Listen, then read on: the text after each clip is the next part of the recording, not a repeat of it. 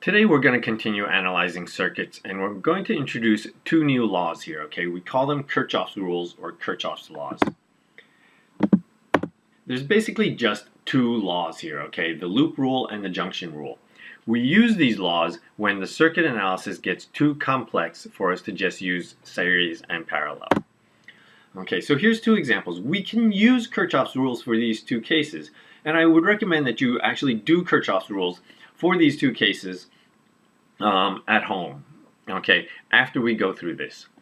Okay, these are two series, a series and a parallel circuit, and they're simple enough, we can analyze them using series and parallel. It's actually a little bit simpler using series and parallel, but Kirchhoff's rules can also apply, and I recommend doing them actually for practice. When the circuits get more complicated, okay, like in this picture, I have 3 resistors in each picture, but none of them are in series and none of them are in parallel, okay? The left one may look parallel, but this side of R1 is not touching this side of R2, okay? The battery is actually in the way. Same with R3, okay? And over on this side, there's a branch point, so they're also not in series. Fortunately, the IB rules are going to limit us to situations like this where we basically only have 2 loops. Okay, in this case I have a left loop and a right loop, okay, using the circuit on the right. There's actually a third loop, the outer loop, but I'm not going to use that one. Okay, I could, it's just a little more complex. Okay, first off, the loop rule. Okay, the loop rule is a restatement of the law of conservation of energy. It basically says as I go around a loop, okay, the voltage that I gain going through any element, primarily the battery, I must lose going through the resistors. Okay, so basically as I go through the loop, okay, all of the voltages, when I add them together, some of them will be 0, but all of the voltages must add up to 0. Okay, so that's just a restatement of the law of conservation of energy. What you need to do to use the loop rule is you must define a current, choose a direction of the current through every single element. Okay, so going back to this picture, I also recommend labeling your currents with the same number as the resistor. It doesn't matter what direction you choose. Okay, left, right, up, down, it doesn't matter. If after you do the math, you find that your current, the value of your current is negative, it implies that you are simply going the other direction than the one you chose. Okay, so it's similar to what we do for negative signs in vectors, but current is a scalar. Okay, so that's the first step you must do. Okay, choose a direction of current through every single resistor. Okay, and those are actually the 3 variables that we're going to be solving for: I1, I2, and I3. I don't need to choose the current through the batteries in this picture because the current through the battery, since it's in series with a resistor, for instance, the current through V1 is the same as the current through R1 because those two are in series. Same with R2 and V2, they are in series.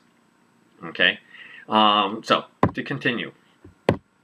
What's going to be necessary for you to pay attention to, and where most of the problems with this goes, is in choosing the sign of the various elements. Are you adding them, or are you adding the negative, or are you subtracting them? Okay, so first off, when you choose a loop, okay, there are 3 loops in this picture. Okay, there's this loop here. Okay, there's the left loop and the right loop. Okay, yes, there's an outside loop too, but we will not be using that. It's more complicated. I recommend that you only use loops that have 1 battery in them. Otherwise, it gets a little bit more complicated and a little bit more confusing, and therefore a little bit more chance of error. Okay, so besides choosing the direction of current, you must choose a direction that you will go around your loop. Are you going to go clockwise around this loop, or are you going to go counterclockwise around the loop? Okay, you have to choose a direction. Okay, in general, I would say just go clockwise. Okay, again, it doesn't matter which direction you choose. But whatever direction you choose, okay, will result in whether it's pluses or minuses. Okay, so going clockwise, whichever side of the battery you first go in on, okay, so if I'm going clockwise through this loop, okay, I go in through the minus side, out through the positive side of the battery, okay? Whatever side you leave is the sign of your voltage in your loop equation, okay? So if I'm going clockwise in this case, I leave through the positive side of my battery, and therefore my battery voltage will be positive. If, however, I go counterclockwise, okay, if I go counterclockwise, then I leave through the negative side of my battery, and my voltage will be negative in my equation. Okay, so that's the first one. What sign do I put for my battery in this loop? Okay, the next one is the voltage drops for each resistor. The voltage drops are a little bit more complicated because I have to choose a direction for my current and choose a direction for my loop. I have two directions. Okay, when the current and the loop are going the same way, so again, if I'm going clockwise through this, my current is going clockwise, my loop is going clockwise. Okay, and as long as I'm going in the direction of current, then I lose voltage. Okay, so in that case, my voltage drop across the resistor will be negative. Okay, so that's why I have minus signs here. Okay, because I lose voltage through R1, I lose voltage through R2, I gain voltage through the battery. Okay, if, however, I go the other way around, okay, but leaving current going clockwise, but my loop would go counterclockwise, okay, which means my current through R1 is this way, but my loop is going the other way. Okay, and in that case, I'm basically going upstairs. Okay, I'm gaining voltage as I go through the resistor. Okay, so my resistor voltage drops, my resistor voltage differentials will be positive. Okay, so that's why I have positive when I'm going counterclockwise while leaving my current, so going clockwise. Okay, and because I leave through the negative side of my battery in that case, I have a minus sign in my voltage. Okay, so that's the deal. That's the loop rule. Okay, you must pay attention to the signs, and we're going to practice this several times. Okay, and that brings me to the junction rule. Okay, the junction rule is a lot simpler, and the junction rule is nothing more than a law of conservation of charge. And so the rule basically says all the currents going into a junction equals the currents leaving the junction. Every electron that goes in must come out, in other words. Okay, otherwise it implies I'm either creating electrons out of nothing or storing electrons infinitely, all of which cannot happen. Okay, so basically to use the junction rule, we just choose a junction. Okay, any junction, and a junction is a branch point. Okay, so for this picture, okay, I would generally choose this to be my junction. Okay, the currents going into this junction must equal the currents going out of the junction. What current is going in? Well, I1 goes into this current, I2 leaves, and I3 leaves. Okay, so the way I generally write my junction equation is current in equals current out. Okay, so that's what I'm saying here. Currents going in equal currents out. Okay, I stated in this slide as the sum of all the currents, positive and negative, must be 0. But it's easier to just say current in equals current out. Similar to when I say in equilibrium, okay, left forces must equal right forces. Okay, so here's the parallel situation from before. Okay, I basically say the current through the battery, it's not the same as the current through the resistors.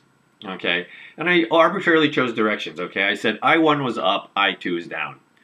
Okay, and the current through the battery is going to the right in this case as it enters the node or the junction. It doesn't matter which junction you use, the top node or the bottom node. It's just a matter of flipping signs if you do. My recommendation is always to just use the top node. Okay, but the current flowing into this junction, okay, notice this is flowing in and this is flowing into that junction. So basically I have I1 plus I of the battery equals the current flowing out, which is I2. That leaves the junction, so that equals I2. Okay, and it's the same equation that I have typed there, except the one on top is this sum of the currents equals 0 version. It's the same equation. I like this one a little bit better. It's easier for me to see, and it avoids my minus signs.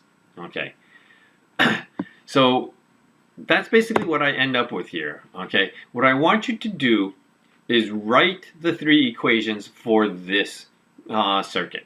Okay, I'm giving you the directions of the currents. Okay, I have an I1 and an I2 and an I3 here. What I want you to do is write the junction equation for this node. Okay, write the loop equation for this loop. Write the loop equation for this loop. Okay, in the directions I showed, and then solve those two. Okay, sorry, solve those three equations for I1, I2, and I3. Okay, so that's how Kirchhoff's rules work. Okay, you end up with a set of equations that you must use, solve mathematically as a system of equations for the various currents that must be found. IB says we're only going to have 3 currents. Okay, so that's how we're going to do this. Okay, solve this and bring it back to class tomorrow.